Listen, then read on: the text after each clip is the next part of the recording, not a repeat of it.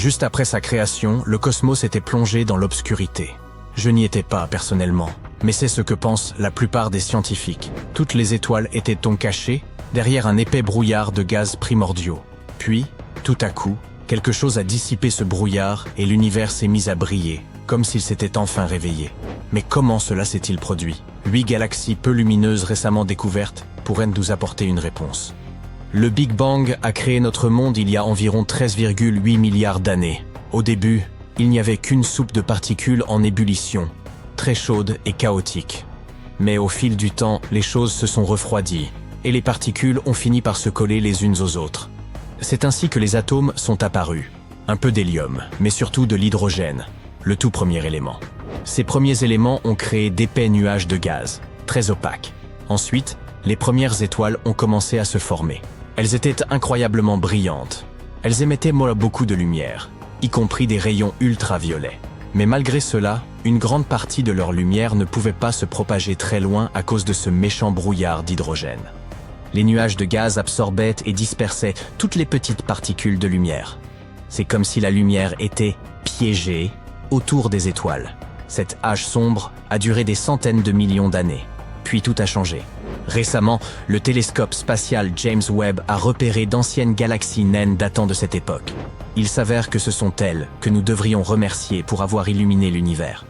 À l'époque, ces galaxies étaient remplies d'étoiles primitives.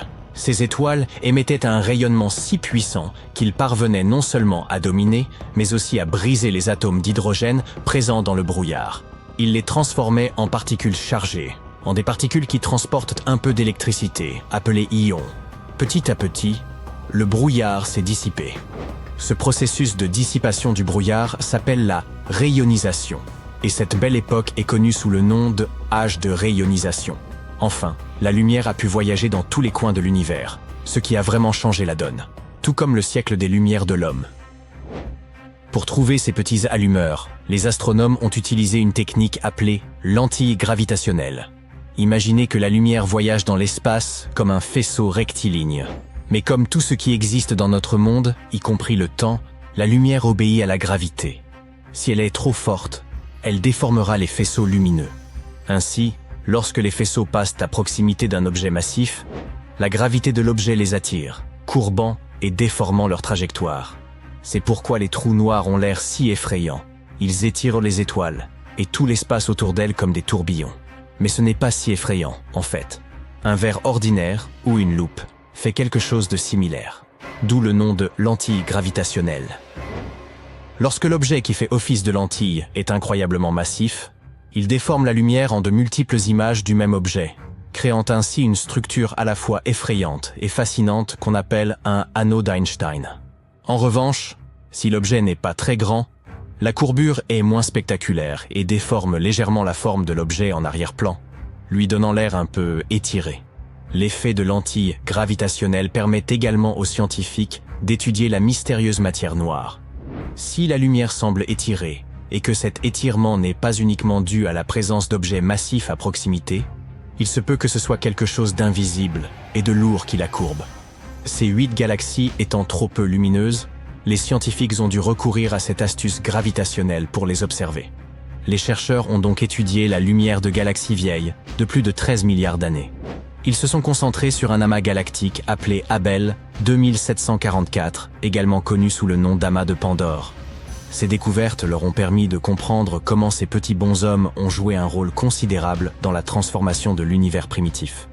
Le télescope James Webb est un outil incroyable qui pourrait bientôt nous permettre de nous pencher sur des périodes encore plus anciennes, datant de l'aube cosmique, lorsque l'univers n'était âgé que de quelques millions d'années. Un autre outil formidable, le télescope spatial Nancy Grace Roman, va l'aider. Il est également possible que ces galaxies n'aient pas fait tout ce travail toutes seules. Ces premières étoiles massives étaient absolument terrifiantes. Selon certaines estimations, elles étaient de 30 à 300 fois plus massives que notre Soleil, et des millions de fois plus brillantes. Les étoiles modernes contiennent des éléments lourds, mais à l'époque, elles utilisaient les seuls éléments disponibles, l'hydrogène et l'hélium, ce qui explique pourquoi elles étaient si chaudes et brillantes. Mais elles avaient aussi une durée de vie très courte, de quelques millions d'années seulement. À titre de comparaison, notre Soleil a 4 milliards 600 millions d'années, et il est toujours en activité, heureusement pour nous. À la fin de leur vie, elles se sont transformées en supernovas. Ces explosions d'énergie colorée étaient si puissantes qu'elles ont forgé les premiers éléments lourds de notre monde et les ont disséminés dans tout l'univers, plantant ainsi les premières graines des futures planètes. Mais les étoiles elles-mêmes n'ont pas simplement disparu. Elles se sont effondrées sous l'effet de leur gravité, créant les premiers trous noirs. Or, les trous noirs sont également connus pour produire des quantités insensées de radiation. Il est donc possible qu'ils aient contribué à accélérer la dissipation du brouillard. Ironiquement, ils auraient contribué à faire briller l'univers en aspirant la lumière. Des découvertes récentes montrent que les trous noirs pourraient être beaucoup plus anciens qu'on ne le pensait. Ils ont probablement participé à la formation de nouvelles étoiles et galaxies. Leur masse était des millions, voire des milliards de fois supérieure à celle du Soleil. Le télescope James Webb a déjà découvert une paire de quasars précoces. C'est ainsi que l'on appelle les centres brillants des galaxies, alimentés par des trous noirs supermassifs. Ils sont assez étranges. Ils ont fusionné 900 millions d'années seulement après le Big Bang. Il pourrait s'agir de la paire de quasars en fusion la plus ancienne et la plus éloignée jamais découverte. Le télescope a également étudié ce que l'on appelle les phares cosmiques. En langage scientifique, ce sont des pulsars.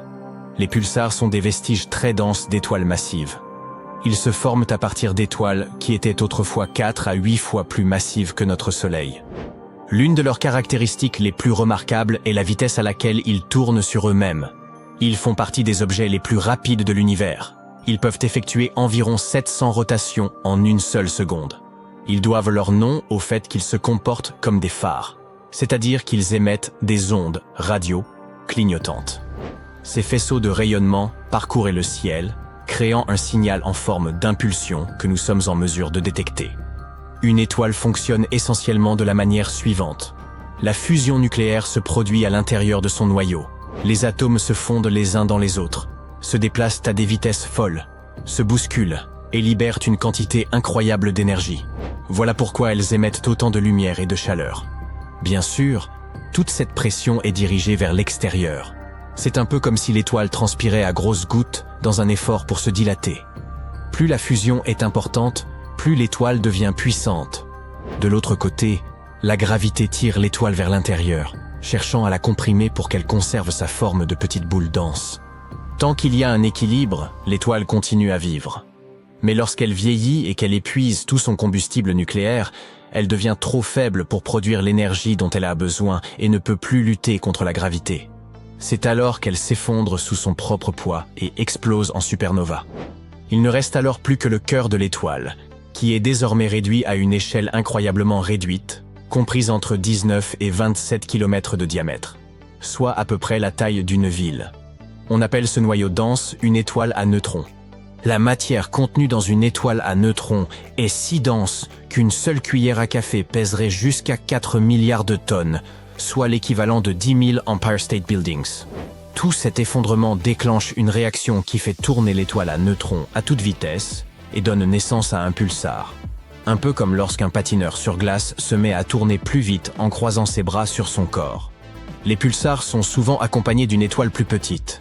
Il n'y a pas si longtemps, des astronomes ont découvert un pulsar qui, pour une raison inconnue, était entouré d'un grand nombre de matériaux énergétiques. Ils se sont rendus compte que toute cette matière était le vestige d'une autre étoile beaucoup plus grosse. Il s'avère que le pulsar avait lentement détruit son ami avec ses terribles radiations et particules, jusqu'à l'avoir pratiquement dévoré. C'est un peu comme une veuve noire qui dévore son compagnon. Ces systèmes ont donc été qualifiés de pulsars veuve noire. Quoi qu'il en soit, ces phares ont très probablement contribué au processus de rayonisation. Il y a longtemps, ils étaient des étoiles très énergétiques dans de petites galaxies. Et ils émettaient suffisamment de rayonnement pour transformer l'univers primitif. Le télescope James Webb a pour mission de trouver d'autres phares et de déterminer le rôle qu'ils ont joué dans l'évolution de notre univers. Des explosions étranges aux teintes bleues vives surgissent ça et là dans l'univers, captivant l'attention des astronomes. Ce phénomène rare et d'une puissance exceptionnelle porte un nom savant: transitoire, optique, bleu rapide. Curieusement, ce phénomène ne se comporte comme rien de ce que nous connaissons. Et les choses ont pris une tournure encore plus inattendue lorsque le dernier en date s'est produit dans une région improbable. Pour bien saisir ce qui s'est passé l'an dernier, il nous faut de remonter un peu dans le temps. Ce type d'explosion inhabituelle a été observé pour la première fois en juin 2018. L'éruption bleue, située à environ 200 millions d'années-lumière de la Terre, a été surnommée The Cow. Bien entendu, cet événement n'avait rien à voir avec une vache, mais il présentait une configuration insolite. À l'époque, cette explosion se distinguait comme l'événement le plus asymétrique jamais détecté par les astronomes, se déployant dans l'espace sous une forme aplatie semblable à celle d'une crêpe, contrairement à la forme sphérique attendue. Ce phénomène rappelle une supernova, une explosion cosmique courante qui survient lorsqu'une étoile épuise son carburant nucléaire et s'effondre sous sa propre gravité. Cependant, les chercheurs ont relevé 3 distinctions majeures. Premièrement, ce phénomène est bien plus puissant qu'une supernova ordinaire. Lorsqu'il se manifeste, l'éclair bleu libère plus d'énergie qu'une galaxie entière composée de centaines de milliards d'étoiles comparables au Soleil. Deuxièmement, il est beaucoup plus rapide. L'explosion atteint sa luminosité maximale et disparaît en quelques jours, alors qu'une supernova peut nécessiter des semaines, voire des mois, pour disparaître complètement. Enfin, troisième différence, ces éclats bleus peuvent être d'une luminosité bien plus intense. Ces objets énigmatiques sont considérés comme le phénomène optique le plus lumineux connu dans l'univers. Mais contrairement à une supernova classique, il semble qu'aucun élément radioactif ne soit à l'origine de cette brillance. Cela implique donc que l'énergie provient d'une autre source. Mais la question demeure, de quelle source s'agit-il ? Les scientifiques sont encore loin d'avoir percé tous les mystères entourant ce phénomène. Depuis qu'il a été observé pour la première fois, des investigations approfondies sont en cours, et 15 télescopes à travers le monde scrutent en permanence le ciel pour le détecter. Depuis 2018, ces explosions extrêmes ont été observées environ une fois par an. Ainsi, bien qu'elles soient rares, elles ne sont pas aussi exceptionnelles qu'on pourrait le penser. Plusieurs hypothèses ont été avancées pour expliquer l'existence de ces transitoires optiques rapides. La plus plausible est qu'il s'agirait d'un résidu stellaire. Autrement dit, ce qui subsiste lorsqu'une étoile arrive à la fin de son cycle. Les 2 principaux candidats sont une étoile à neutrons ou un trou noir, émettant des radiations à des vitesses proches de celles de la lumière. La théorie suggère qu'il s'agirait d'une étoile massive, bien plus imposante que celle qui donne naissance aux supernovas habituelles. Au moment où cette étoile commence à s'effondrer, il serait logique qu'elle laisse un trou noir derrière elle. Si cette étoile gigantesque refuse de quitter l'univers discrètement, elle pourrait former un disque d'accrétion tourbillonnant autour du trou noir, constitué de gaz, de poussière et d'autres matières.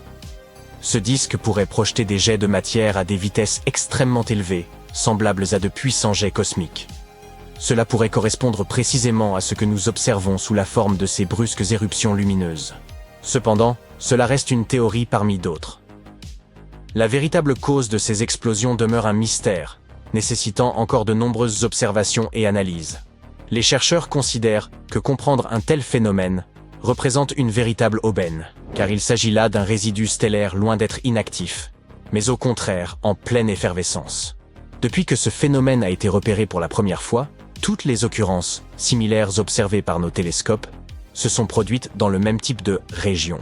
Autrement dit, ces explosions avaient toujours lieu dans les bras spiraux de différentes galaxies. Cependant, l'année dernière, la situation a changé. En avril 2023, le télescope spatial Hubble a surpris les scientifiques en capturant des images de ce même type d'explosion inhabituelle. Mais cette fois-ci, en plein milieu de l'espace intergalactique. Contrairement aux attentes, cette explosion ne s'est pas produite à l'intérieur d'une galaxie, mais dans l'espace entre 2 d'entre elles, à environ 50 000 années-lumière d'une grande galaxie spirale et à 15 000 années-lumière d'une plus petite. Cet événement a été baptisé The Finch. C'est bien notre veine. Alors que nous commencions à entrevoir des réponses, l'apparition du phénomène Finch dans une localisation aussi inattendue est venue bouleverser nos certitudes. Il se pourrait donc qu'il existe une autre explication. Suite à cette découverte, les spéculations ont rapidement émergé. L'une des hypothèses avancées suggère qu'il pourrait s'agir d'une collision entre 2 étoiles à neutrons se déplaçant loin de leur galaxie d'origine. Ces 2 astres auraient pu s'attirer en spirale pendant des milliards d'années avant d'entrer en collision. Lors de cette collision, elles auraient tant que produit une explosion 100 fois plus lumineuse qu'une supernova classique. Pour valider cette hypothèse, l'une des étoiles à neutrons devrait posséder un champ magnétique très puissant, ce qui amplifierait l'explosion. Une autre possibilité envisagée est que l'explosion résulte d'une étoile déchirée par un trou noir dont la masse représenterait entre 100 et 1000 fois celle du Soleil. Bien que de nombreuses questions demeuraient sans réponse, une chose est certaine. Le Finch est bel et bien un transitoire optique bleu rapide. Hormis l'emplacement inhabituel de son apparition, ce phénomène présente toutes les caractéristiques requises pour être classé ainsi. Une luminosité exceptionnelle et une vitesse fulgurante, avec une origine encore extrêmement difficile à élucider. Par ailleurs, les observations des télescopes Gemini South, de l'Observatoire de rayons X Chandra et du radiotélescope Very Large Array ont confirmé cette classification. L'ajout de ces nouvelles données ne fait que compliquer davantage les efforts des chercheurs pour discerner un éventuel schéma dans cet ensemble de phénomènes. Le Finch n'est pas le seul phénomène inhabituel de cette catégorie. Revenons un an en arrière, en 2022. Une explosion bleue a été détectée en septembre, et elle a été surnommée le diable de Tasmanie. Comme les autres événements similaires, cette explosion bleue est apparue et s'est estompée très rapidement. Puis, un événement mystérieux s'est produit. Exactement 100 jours plus tard, les observateurs qui continuaient à suivre le phénomène ont eu droit à un cadeau de Noël anticipé, une nouvelle éruption, aussi brillante et fascinante que la première. Incroyable. Cela signifie que nous parlons de deux explosions étranges et similaires, survenues au même endroit et dans un laps de temps rapproché. C'était une première dans le domaine. Très vite, 13 télescopes à travers le monde, dont l'un équipé d'une caméra à haute vitesse, se sont focalisés sur le phénomène du diable de Tasmanie. En l'espace de 120 jours, ils ont réussi à capturer 14 autres impulsions lumineuses irrégulières. Cet exploit est d'autant plus remarquable qu'il prouve que, loin de se manifester une seule fois pour disparaître comme prévu, le diable de Tasmanie a continué à émettre des explosions d'énergie comparables à celles d'une supernova, à maintes reprises. Imaginez une telle puissance. Ce scénario continue de captiver la communauté scientifique, car il repousse les limites de la physique. Non seulement en raison de cette production d'énergie extrême, mais aussi à cause des éclats de courte durée. Pour vous donner une idée, ces éruptions lumineuses durent de 10 minutes à environ 4 heures. Et croyez-moi, à l'échelle de l'univers, c'est prodigieusement rapide. C'est la seule fois qu'une saison prolongée de cet événement a été observée. Toutefois, après réflexion, les avis au sein de la communauté scientifique sont partagés. D'un côté, certains pensent que le diable de Tasmanie pourrait être un événement totalement unique. De l'autre, il est possible que ce soit simplement la première fois que nos télescopes l'ont observé sous un angle aussi direct. Pour approfondir notre compréhension de ce phénomène, les scientifiques ont besoin d'étudier un plus grand nombre d'échantillons. Tous les espoirs reposent comme désormais sur le futur observatoire Vera C. Rubin, en cours de construction au Chili. Il sera équipé d'un télescope de 8 mètres de diamètre et de la plus grande caméra numérique jamais conçue pour ce type d'observation. Selon la NASA, cette technologie pourrait enfin apporter des réponses sur ces mystérieuses explosions bleues. Nous avons de quoi nous réjouir, car cela pourrait bien marquer le début d'une nouvelle ère dans notre compréhension de l'évolution stellaire. Le Soleil est une étoile de taille moyenne, et pourtant elle pourrait contenir 1 300 000 terres. L'étoile est aussi 333 000 fois plus lourde que notre planète. La NASA a traduit les ondes radio créées par l'atmosphère des planètes en sons audibles. C'est ainsi que les astronomes ont découvert que le son produit par Neptune ressemble aux vagues de l'océan, que Jupiter a l'air d'être sous l'eau, et que la voix de Saturne ressemble à la musique de films d'horreur. La Terre, elle, sonne un peu comme du jazz bebop. Bon, d'accord, ça je l'ai inventé. La surface du Soleil est brûlante, mais un éclair est 5 fois plus chaud. La Terre est frappée par 100 éclairs chaque seconde, ce qui représente 8 millions de coups de foudre par jour et environ 3 milliards par an. Incroyable! Si tu parviens un jour à aller sur la Lune et à voir des traces de pas récentes, cela ne veut pas dire qu'il y a quelqu'un d'autre avec toi. Les empreintes de pas ou d'autres marques du même type peuvent subsister 1 million d'années là-bas. car la Lune ne possède pas d'atmosphère. Il n'y a pas de vent, même pas une petite brise qui pourrait, même lentement, effacer ses empreintes. Les astronomes ont trouvé le plus grand trou que nous ayons jamais vu dans l'univers. On l'appelle le vide géant et il s'étend sur une surface d'1 milliard d'années-lumière. C'est par accident qu'il a été découvert. L'un des membres de l'équipe de recherche s'ennuyait un peu et a voulu vérifier comment les choses se déroulaient dans la direction du point froid. Il s'agit d'une anomalie dans la carte du fond diffus cosmologique, ou FDC en abrégé. Il s'agit d'une faible lueur qui atteint notre planète depuis différentes directions et remplit l'univers. Elle traverse l'espace depuis près de 14 milliards d'années et constitue ce qui reste de la production lumineuse qui a suivi le Big Bang. Alors, tu tombes en plein cœur d'un trou noir et tu te prépares donc à une triste fin. Pas de panique. Tomber dans un trou noir ne te détruira pas nécessairement, toi ou ton vaisseau spatial. Il faudrait choisir un trou noir de grande taille pour survivre. Si tu tombes dans un petit trou noir, ce qu'on appelle l'horizon des événements est très étroit. La gravité, quant à elle, s'intensifie un peu plus à chaque centimètre. Donc, si tu étends ton bras en avant, il y aura une grande différence de gravité qui s'applique entre tes doigts et ton coude. Cela aura pour effet d'allonger ta main, provoquant une sensation plutôt désagréable. Très désagréable pour être honnête. Les choses ne seraient pas tout à fait les mêmes si tu tombes dans un trou noir supermassif comme ceux qui se trouvent au centre des galaxies. Ces objets peuvent être des millions de fois plus lourds que le Soleil. Leur horizon des événements est vaste et la gravité ne change pas aussi rapidement. Ainsi, la force que tu ressentirais sur tes talons et au sommet de ta tête serait à peu près la même, et tu pourrais aller jusqu'au cœur du trou noir. Enfin, cela reste à prouver. Si tu regardes un film très touchant dans l'espace et que tu te mets à pleurer, tes larmes ne couleront pas. Elles s'accumuleront autour des globes oculaires. Tes yeux deviendront trop secs et tu auras l'impression qu'ils brûlent. Tout liquide exposé sur ton corps s'évaporera, y compris à la surface de ta langue. En parlant de brûler, c'est une chose que le feu ne peut pas faire dans l'espace. En effet, le feu peut se propager quand il y a un flux d'oxygène.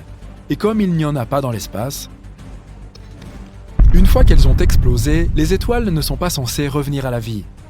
Mais certaines étoiles ont survécu en quelque sorte à une grande explosion de supernova. Ces étoiles zombies sont plutôt rares. Les scientifiques en ont trouvé une très grosse appelée LP40-365. C'est une naine blanche partiellement brûlée. Une naine blanche est une étoile qui a brûlé tout son hydrogène, et cet hydrogène était auparavant son combustible nucléaire. Dans ce cas, l'explosion finale était peut-être plus faible qu'elle ne l'est habituellement, pas assez puissante pour détruire l'étoile en entier. C'est comme si une étoile avait voulu exploser mais n'y était pas parvenue, ce qui explique qu'une partie de la matière ait survécu. Si tu vas un jour dans l'espace, n'enlève pas ta combinaison, sauf si tu es dans un vaisseau spatial. Dans l'espace, l'air dans tes poumons se dilaterait, ainsi que l'oxygène dans le reste de ton corps. Tu serais comme un ballon, 2 fois plus grand que ta taille normale. Bonne nouvelle, la peau est suffisamment élastique pour te contenir, ce qui signifie que tu n'exploserais pas. Petit réconfort. Lorsqu'un objet entre dans un trou noir, il change de forme et s'étire comme des spaghettis. Cela se produit parce que la force gravitationnelle attire un objet dans une direction, tout en le comprimant dans une autre. Une sorte de paradoxe des pattes.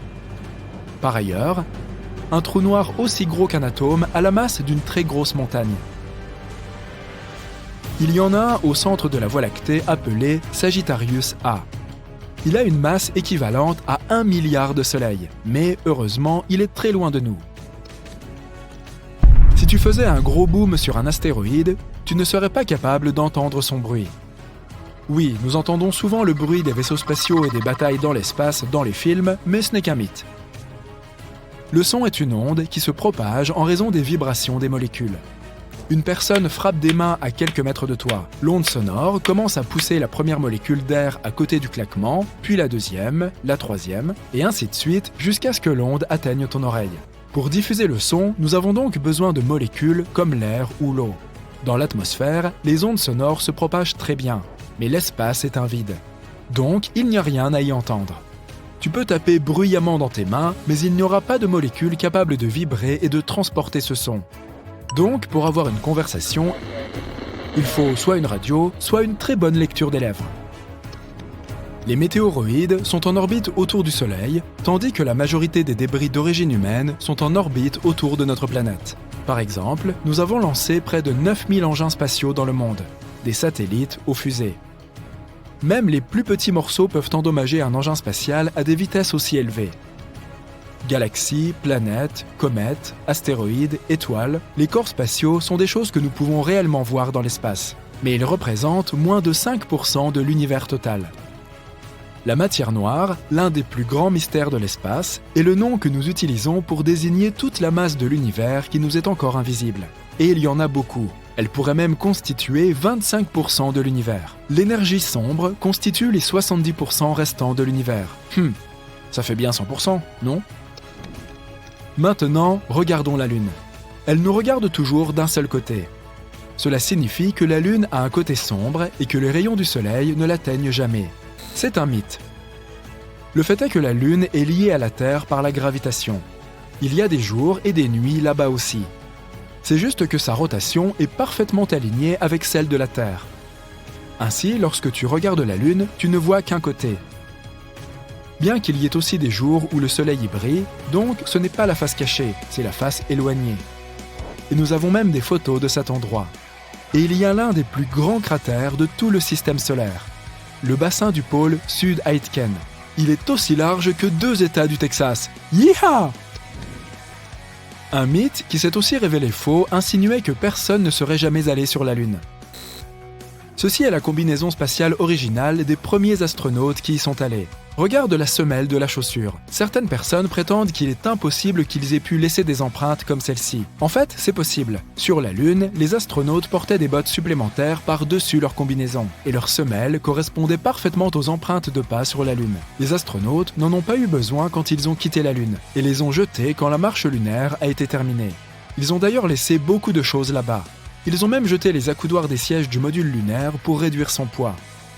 En comptant toutes les missions lunaires Apollo, le poids total des déchets sur la Lune s'élève à environ 187 tonnes, y compris plusieurs rovers lunaires, des débris de vaisseaux spatiaux, 6 modules lunaires et toutes les expériences laissées derrière. C'est comme 3 Boeing 737. Un autre mythe sur le Soleil est qu'il est jaune. On va t'envoyer dans l'espace pour celui-ci. Tu regardes par la fenêtre et il est blanc. Le Soleil nous semble jaune seulement à travers le filtre de notre atmosphère. La composition de l'air et son épaisseur déforment juste la lumière de l'étoile. Mais les étoiles ont tout de même des couleurs différentes. Les étoiles plus froides ont des couleurs orange et rouge vive. Ce sont généralement de très vieilles étoiles, plus vieilles que notre Soleil. Mais les étoiles jeunes et très chaudes sont d'un bleu vif. Le Soleil se situe à peu près au milieu de ce spectre. Passons à un autre mythe, concernant les astéroïdes. Nous devons voler un peu plus loin que l'orbite de Mars. Wow! Nous voici dans une ceinture d'astéroïdes, et nous devons constamment esquiver des roches géantes et des blocs de glace. On s'est retrouvé au milieu d'un nuage dense et concentré en astéroïdes. Non, pas vraiment. Le fait est que l'espace est énorme, et les distances sont incroyables. Tous les rochers et débris de la ceinture d'astéroïdes ne représentent que 4% du poids de la Lune. Donc, il n'y en a vraiment pas tant que ça là-bas. Pour comprendre la dimension du vide dans l'espace, regarde la collision de 2 galaxies. Il y a des milliards d'étoiles dans chacune d'elles. Si on les mélange, il est peu probable qu'il y ait des collisions. Même ici. Les anneaux emblématiques de Saturne vont disparaître en moins de 2 ans. Bientôt, nous ne pourrons plus voir la grande tache rouge de Jupiter. L'atmosphère de Pluton pourrait disparaître à tout moment. Et l'univers lui-même pourrait être en train de s'évaporer lentement. Mais laissez-moi commencer par le début. Les anneaux de Saturne ne disparaîtront pas pour toujours, du moins pas dans un avenir proche. Mais ils disparaîtront de notre vue, ça oui. Ce phénomène aura pour cause l'inclinaison de la planète dans son orbite autour du Soleil. En conséquence, les anneaux spectaculaires qui ornent cette géante gazeuse deviendront invisibles aux amateurs d'astronomie dès 2025. Cette disparition scandaleuse va se produire parce que les minces anneaux de Saturne vont se déplacer. C'est comme quand on tient une feuille de papier à l'horizontale, parallèle au sol. On ne voit alors plus que son bord. Voilà ce qui est en train de se passer avec les anneaux de cette grande planète. Au fur et à mesure que les saisons progressent, au lieu que le côté sud des anneaux s'incline vers nous, nous commençons à voir leur côté nord. Après ça, la planète s'incline de nouveau et dévoile une fois de plus le côté sud. Une telle traversée du plan des anneaux se produit tous les 15 ans, lorsque notre planète passe dans le plan des anneaux de la géante gazeuse. La dernière fois que ce phénomène s'est produit, c'était en 2009. Par la suite, les anneaux sont peu à peu redevenus visibles pendant plusieurs mois. Cette fois-ci, Les anneaux disparaîtront en mars 2025, puis reparaîtront lentement pour disparaître à nouveau en novembre de la même année. Peu après, les anneaux seront à nouveau visibles, d'abord par les plus grands télescopes, puis par tout le monde. Mais dans un avenir plus lointain, ces anneaux pourraient cesser d'exister définitivement. Des astronomes ont affirmé que les anneaux de Saturne, qui sont principalement composés de glace et de poussière rocailleuse provenant d'astéroïdes pulvérisés, sont plus jeunes que nous le pensions. Ils perdent chaque seconde des tonnes et des tonnes de masse. Et il est probable qu'ils disparaissent complètement d'ici quelques centaines de millions d'années, tout au plus. Passons maintenant à la grande tache rouge de Jupiter. Cette immense tempête pourrait s'arrêter de faire rage dans les 20 prochaines années. Cette tempête est plus grande que notre planète entière. Elle a été repérée pour la première fois en 1830. Mais des observations datant des années 1600 mentionnaient déjà la présence d'une tache géante sur Jupiter. S'il s'agit de la même grande tache rouge, on peut dire que la tempête sévit depuis des siècles. Si le tourbillon de la tempête est resté aussi puissant, c'est grâce au courant jet de Jupiter, d'une vitesse de 4 à 600 km/h. Mais comme toute tempête, la grande tache rouge ne peut pas continuer à souffler éternellement. Elle se rétrécit depuis un bon moment. D'ici 1 ou 2 décennies, on prévoit qu'elle se transformera en GCR, ou Grand Cercle Rouge. Et qui sait, peut-être se transformera-t-elle plus tard en GSM, ou Grand Souvenir Rouge. À la fin des années 1980, la tempête mesurait plus de 56 000 km de diamètre, soit 4 fois le diamètre de la Terre. Mais lorsque Voyager 2 a survolé Jupiter en 1979, la tempête avait déjà diminué de près de 2 fois sa taille initiale. Et cette réduction se poursuit. En 2017, la GTR s'étendait sur un peu plus de 16 300 km de large, soit moins de 1,3 fois le diamètre de la Terre. Continuons. L'atmosphère de Pluton est en train de subir une étrange transformation. Cette planète naine glacée, située à plus de 4 milliards de kilomètres de la Terre dans la région de la ceinture de Kuiper, a attiré l'attention des astronomes en 2018 lorsqu'elle est passée devant une étoile. Avec une source de lumière aussi puissante éclairant Pluton, les chercheurs ont pu examiner la planète naine et son atmosphère. Ils sont parvenus à une conclusion choquante. L'atmosphère de Pluton se recongèle à sa surface. La planète devient de plus en plus froide. Les astronomes ont utilisé plusieurs télescopes situés en différents points des États-Unis et du Mexique pour observer Pluton et sa fine atmosphère, principalement composée d'azote. Cette atmosphère est alimentée par la pression de vapeur de glace à la surface de la planète naine. Depuis environ 25 ans, Pluton s'éloigne du Soleil. La température à sa surface baisse progressivement. Pluton est actuellement très loin de notre étoile. Mais elle finira par s'en rapprocher. Son orbite est incroyablement vaste. Outre la grande tache rouge de Jupiter, les anneaux de Saturne et l'atmosphère de Pluton, nous perdons aussi des étoiles. Mais les étoiles ne disparaissent pas, n'est-ce pas? Pendant des milliers d'années, les scientifiques ont cru que les lumières dans le ciel étaient fixes et immuables. Même après avoir réalisé qu'il s'agissait d'objets physiques, comme notre Soleil, ils restaient persuadés que les étoiles ne changeaient que sur des périodes longues de millions, voire de milliards d'années. En réalité, les étoiles les plus massives, qui peuvent être des centaines de fois plus lourdes que le Soleil, peuvent subir des événements catastrophiques soudains. Par exemple, lorsqu'elles atteignent la fin de leur vie, elles se consument dans des explosions immenses, les supernovas, qui brillent pendant des mois et sont visibles sur des centaines de millions d'années-lumière. Mais il y a des étoiles qui semblent disparaître comme par enchantement. Cela devrait être impossible. Ces dernières années, un groupe de chercheurs a tenté de déterminer si un tel phénomène pouvait réellement se produire. Ils ont commencé à comparer les données recueillies au cours de décennies d'observation. Le projet s'appelle VASCO et concerne les sources disparaissant et apparaissant au cours d'un siècle d'observation. Les scientifiques s'intéressent à toutes sortes d'objets qui disparaissent.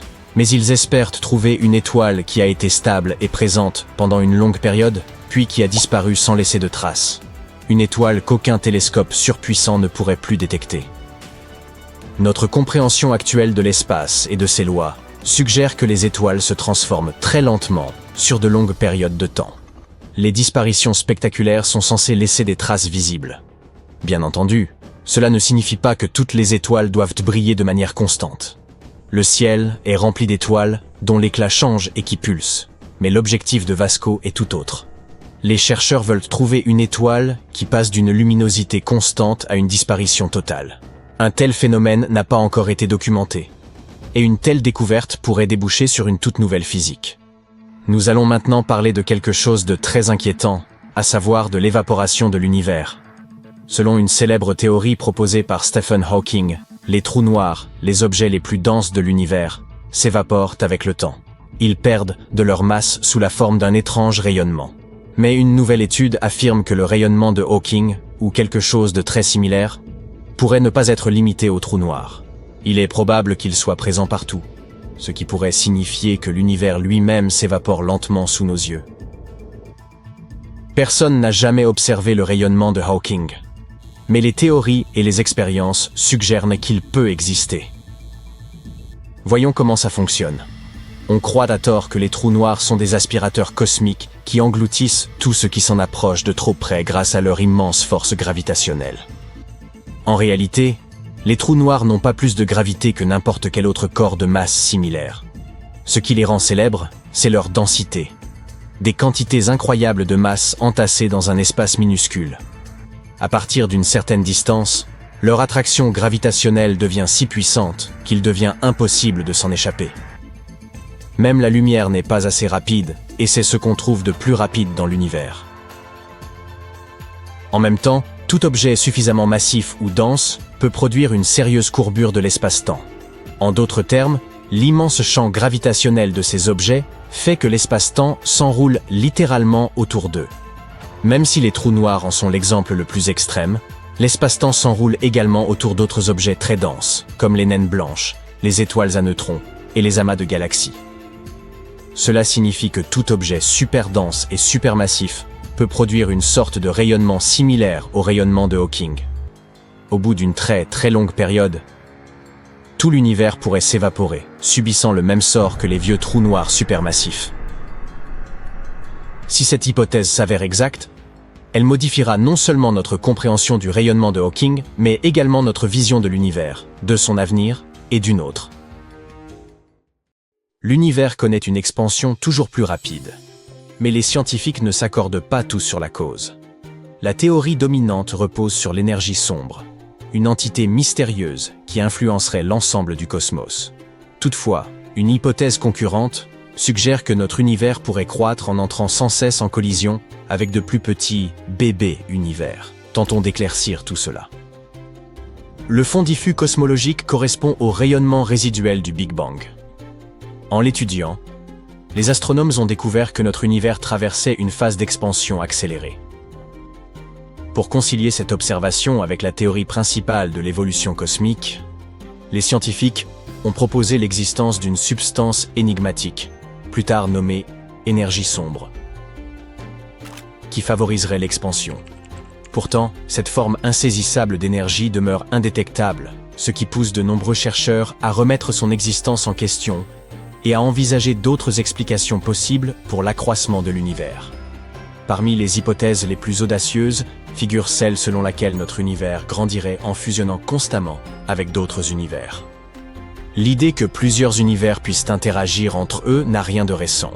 Toutefois, une étude très récente a mis au point un modèle mathématique permettant d'examiner l'impact hypothétique d'un tel phénomène sur l'évolution de notre univers.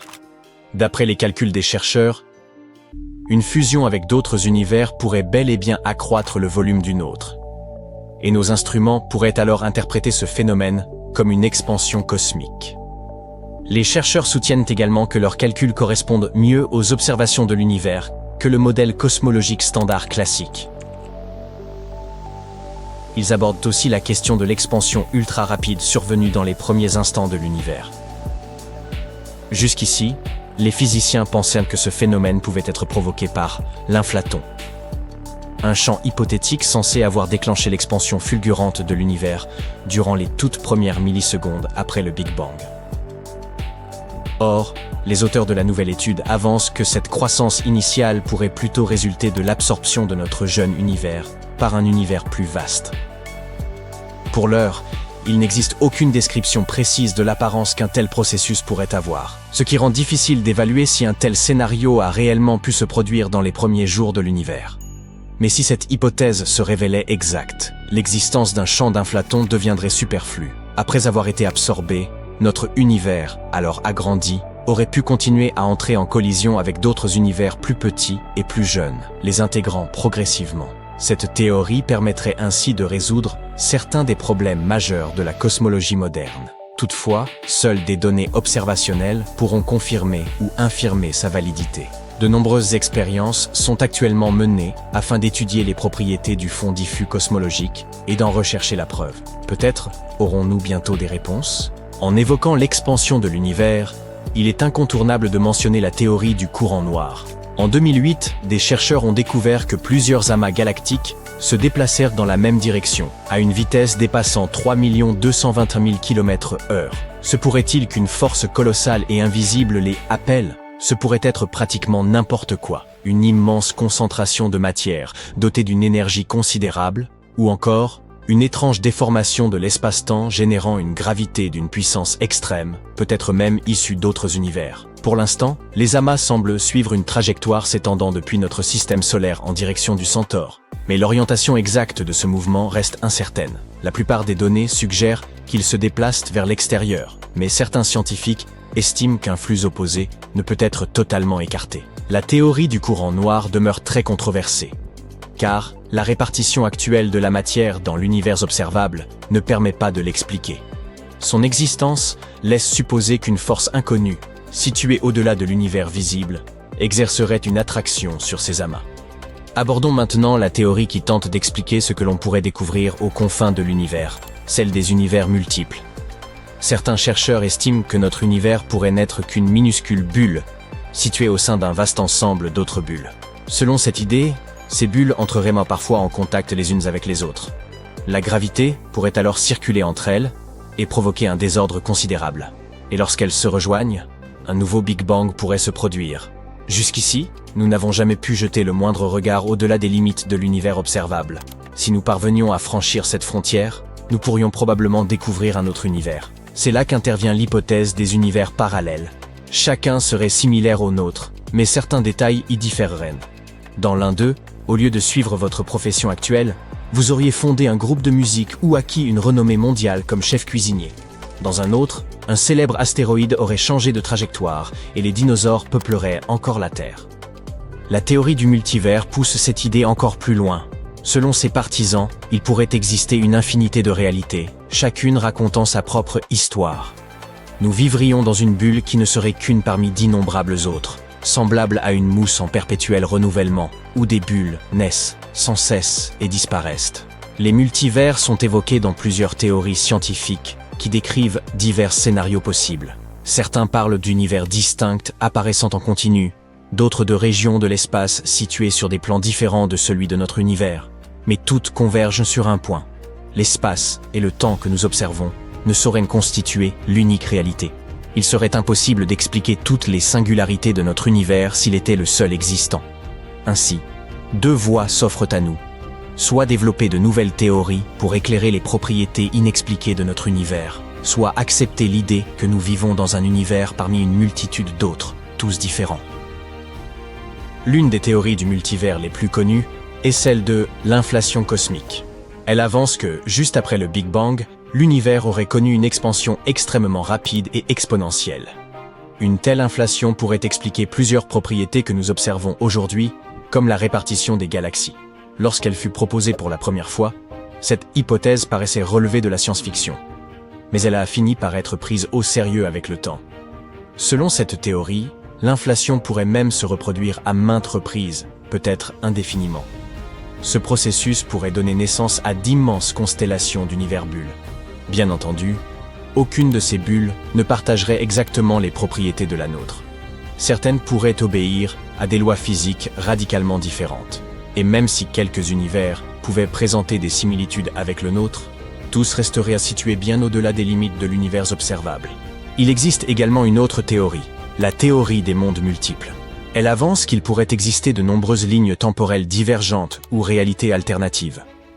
Dans chacune d'elles, nos décisions se déroulent différemment, entraînant des conséquences distinctes.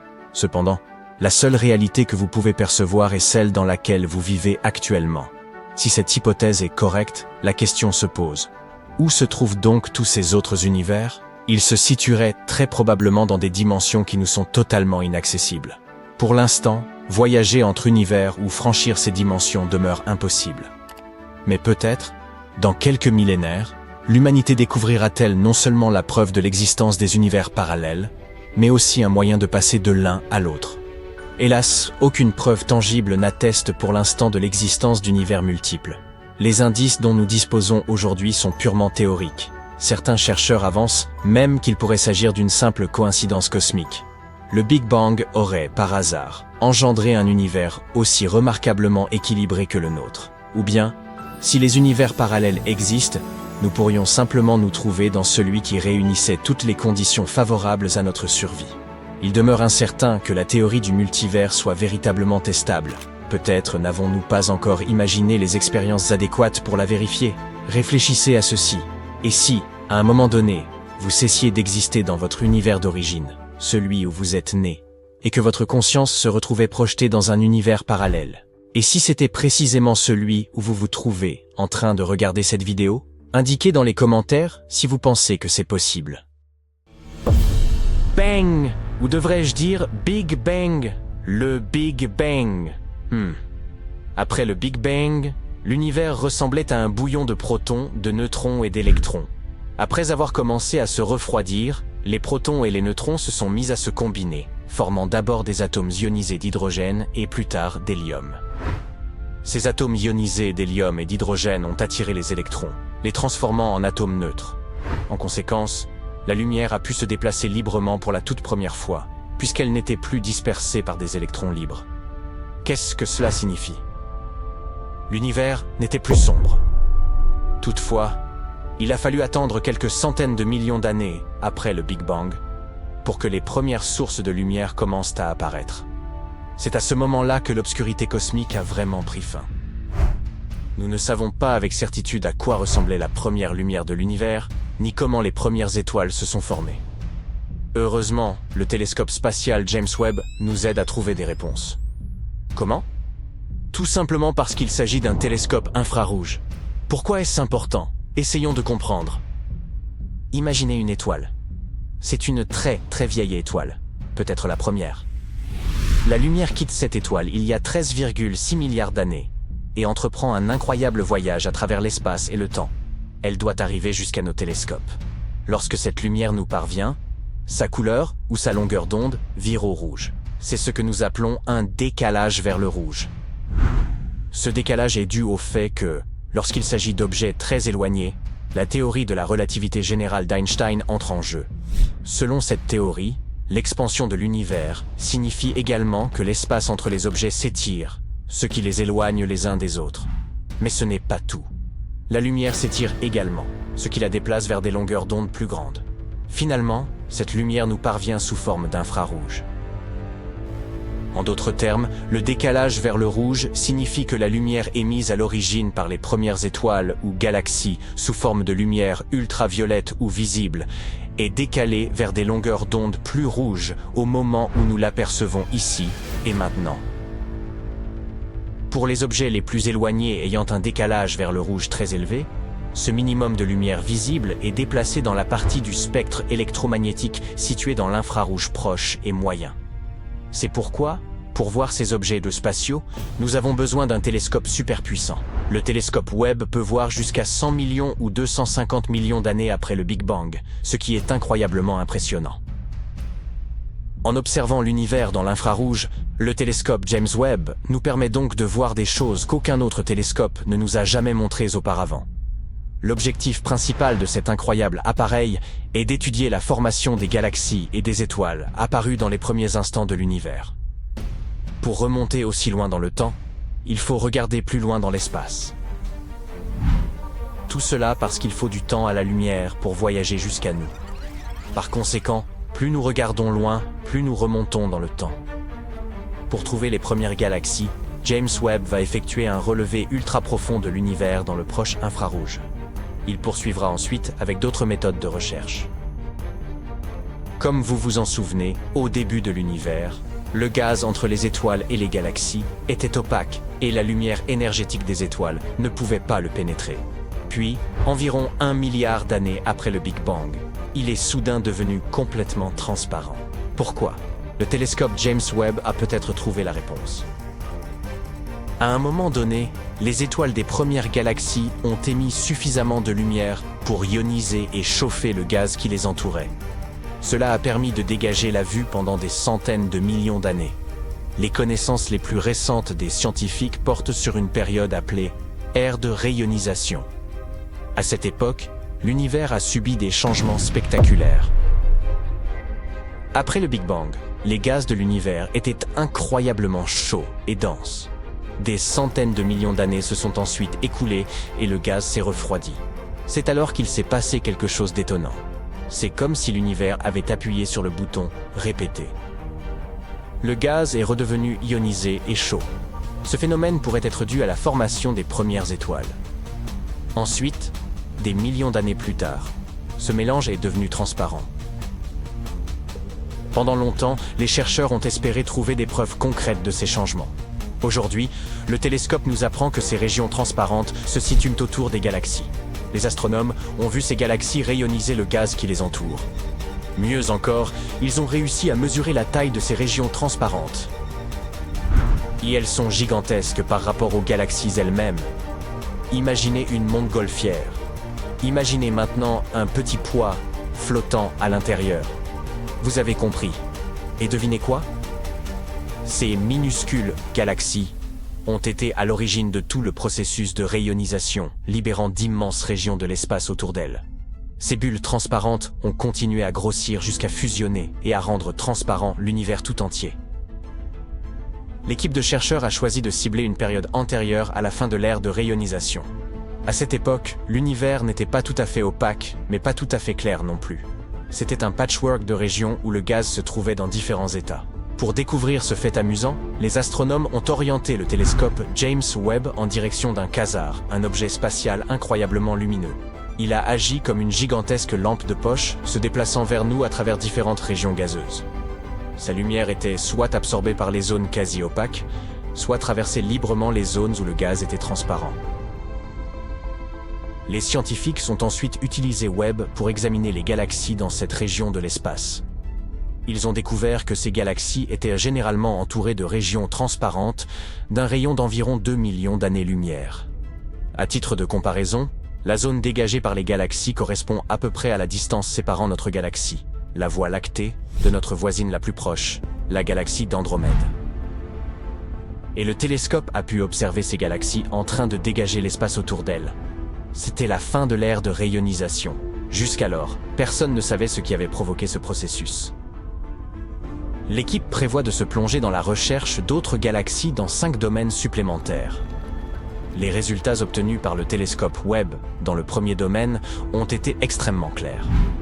Alors que les astronomes s'attendaient à identifier quelques dizaines de galaxies existantes à l'époque de la rayonisation, ils en ont repéré 117. Parlons maintenant un peu du principal héros de la vidéo d'aujourd'hui, le télescope spatial James Webb. Il s'agit d'un instrument absolument stupéfiant, 100 fois plus puissant que le télescope spatial Hubble.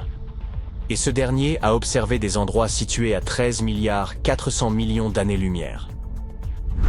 Dire que le télescope James Webb est un peu cher est un euphémisme, alors qu'à l'origine, le coût du télescope était estimé entre 1 et 3 500 millions de dollars.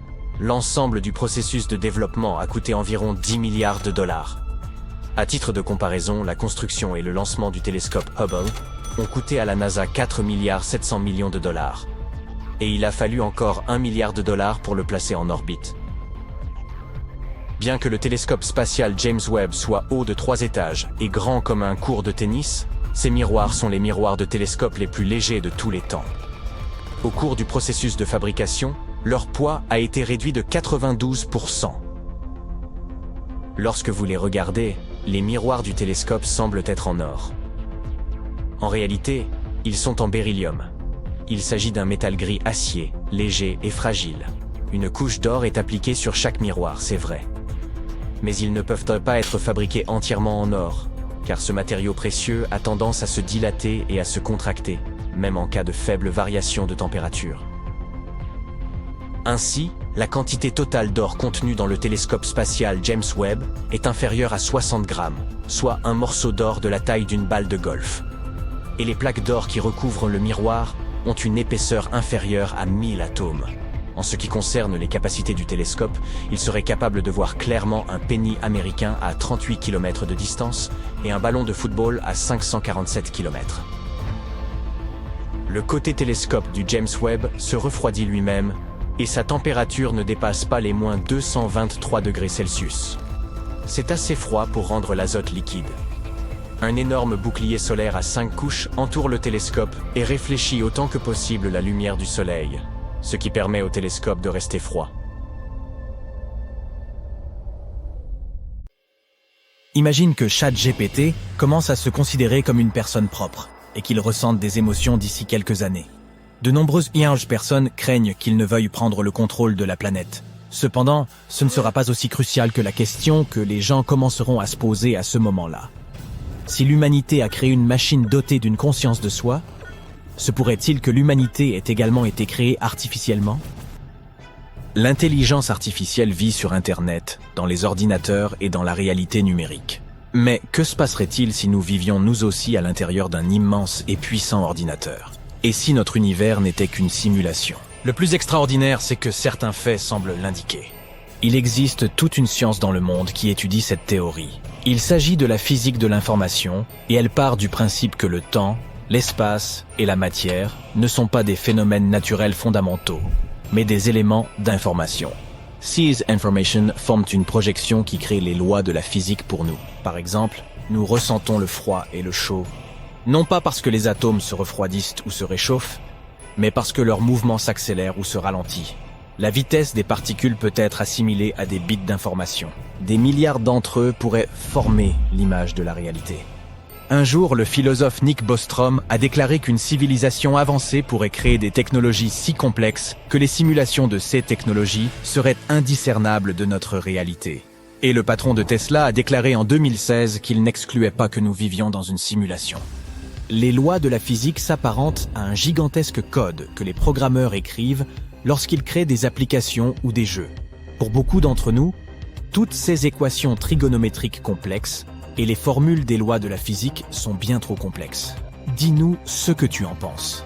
Mais les scientifiques qui comprennent cette question voient que le principe à l'œuvre dans ces lois est magnifique. Et cela peut suggérer que quelqu'un ait délibérément créé tout cela. Les mondes virtuels, les applications ou les jeux reposent sur le traitement de l'information.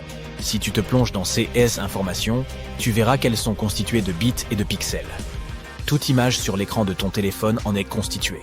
Et tout processus de transfert de fichiers est basé sur des bits. Ceux-ci s'additionnent pour former des octets, des kilooctets, des mégaoctets, et ainsi de suite, jusqu'à qu'une image plus grande se forme. Et si notre vie est une simulation, elle doit aussi se composer de bits. Dans notre CAS, les pixels et les bits sont les atomes et les autres particules qui constituent notre univers. Il existe à l'intérieur de ton ordinateur et de ton téléphone des processus dont la vitesse et la puissance de calcul sont limitées. Si tu tentes de les dépasser, ton appareil commencera à fonctionner plus lentement. Ainsi, dans notre réalité, il existe également une limite de vitesse maximale. Il s'agit de la vitesse de la lumière. Lorsqu'un objet commence à se déplacer presque aussi vite que la vitesse de la lumière, le temps ralentit également pour cet objet. De même, le temps s'écoule plus lentement à proximité d'un trou noir. Cet objet doté d'une masse gravitationnelle inimaginable pourrait bien être un corps si lourd qu'il surcharge la puissance de calcul du processeur. Il existe également une notion d'intrication quantique, dans laquelle deux particules peuvent être liées même si elles sont très éloignées l'une de l'autre. Les électrons se déplacent autour d'un atome. Ils sont reliés entre eux, et si les propriétés de l'un d'entre eux sont altérées, le second réagira en conséquence. Et même si tu places ces électrons de part et d'autre d'une galaxie, ils conserveront cette connexion. Comment cela est-il possible ? Les scientifiques se posent la même question. L'expérience de la double fente est l'une des expériences les plus célèbres à suggérer que notre monde puisse être une simulation. L'essence de cette expérience peut être réduite à une simple thèse selon laquelle le monde n'existerait que lorsque nous le regardons ou interagissons avec lui par le toucher, l'ouïe et nos autres sens. Imagine que tu aies lancé un nouveau jeu sur un vieil ordinateur. Parfois, l'image du jeu se fige.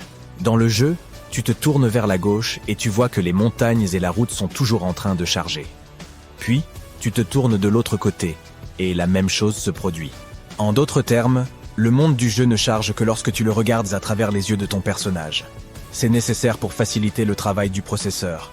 Il est beaucoup plus efficace d'obtenir un élément d'information sur le monde lorsque tu le regardes que de faire tourner le monde entier simultanément. Souviens-toi de cela. Et maintenant, passons à l'expérience. Tu disposes donc d'un appareil qui envoie de petites boules de lumière, des photons. Tu lances des photons à partir de l'appareil et ils s'écrasent sur un tableau noir, laissant des traces blanches sur la surface. Maintenant, place une large plaque avec une petite fente verticale entre l'appareil et le tableau noir et bombarde-les à nouveau de photons. Les boules commencent à s'écraser sur la plaque, mais certaines d'entre elles passent à travers la fine fente. Elles s'écrasent sur le tableau noir et y laissent une marque blanche verticale. Tout semble logique. Mais maintenant, pratique une autre fente de la même longueur et de la même épaisseur dans la plaque. Tu libères à nouveau des photons vers la plaque. Certains d'entre eux passent à travers les deux fentes. D'après toi, à quoi devrait ressembler la trace sur le tableau? 2 bandes verticales blanches, n'est-ce pas? Jette donc un coup d'œil à la plaque. Elle est couverte de nombreuses lignes verticales. Lorsque les photons traversent la plaque, ils acquièrent les propriétés d'une onde et s'écrasent sur la planche, laissant une trace étrange, comme s'ils étaient passés non pas par 2, mais par 10 fentes différentes. À quel moment change-t-il de trajectoire? Voyons cela. Tu te places donc entre le tableau et la plaque pour voir comment les particules se transforment en ondes. L'appareil libère des photons. Ils passent à travers les 2 fentes. Rien d'anormal. Il y a 2 traces verticales sur le tableau et aucune onde. Tu fermes les yeux et tu libères à nouveau des photons. Cette fois, ils se comportent de manière chaotique et laissent de nombreuses lignes sur le tableau. C'est-à-dire que leur comportement change en fonction de l'observateur. Lorsque tu les regardes, elles se comportent de manière logique. Mais quand on ne regarde pas, les lois de la physique semblent ne plus s'appliquer. Cela te rappelle-t-il quelque chose? C'est comme si tu jouais à un jeu et que tu regardais le monde autour de toi qui se charge. Mais si tu ne regardes pas, le monde s'arrête de fonctionner. Les chercheurs ne savent toujours pas pourquoi les particules se comportent différemment en l'absence d'observateurs. Et peut-être qu'elles sont timides, et ce n'est pas le seul mystère. Dans le monde de la physique quantique, de nombreuses lois de la nature ne s'appliquent pas. Chaque année, cette science suscite plus de questions qu'elle n'apporte de réponses. Si nous imaginons notre univers comme un grand hologramme, alors la physique quantique serait son code de programmation. Et si un jour on comprenait ce code et qu'on apprenait à le modifier, cela nous permettrait de transformer l'espace, le temps et la matière. Toute réalité pourrait être réécrite. Le code dit-il que les objets matériels ne peuvent pas dépasser la vitesse de la lumière? Nous le réécririons et rendrions la vitesse limite 100 fois plus élevée. 1 heure dure-t-elle 60 minutes? Et si l'on changeait une ligne du code pour qu'une seconde soit aussi longue qu'une année? Quelques modifications logicielles des lois de la physique permettraient de transformer la neige en or et l'océan en sucre-glace. L'univers entier se transformerait en un vaste terrain de jeu. Cela semble cool à première vue, mais les gens perdraient probablement rapidement le contrôle. L'univers serait en proie au chaos. Or, la beauté de notre monde réside dans l'harmonie qui y règne. Revenons à l'intelligence artificielle. Supposons que sa puissance atteigne le niveau du cerveau humain et qu'elle prenne conscience d'elle-même. Dans ce cas, ce ne sera pas un choc pour elle, car elle connaîtra très probablement l'histoire de son apparition par étapes successives. Mais comment réagirons-nous si nous découvrons que nous sommes un programme informatique? Programme informatique est un terme bien trop simple. Un être humain est un organisme multifonctionnel, complexe et intelligent qui éprouve des émotions, contemple la beauté, est capable de pensées abstraites et bien plus encore. Le terme de création est plus approprié ici. Peu importe que nous ayons été créés artificiellement, car notre création sera toujours belle et complexe. D'ailleurs, n'oublions pas que de bons jeux vidéo ou de bonnes applis ne peuvent être réalisés que si les développeurs aiment leur création.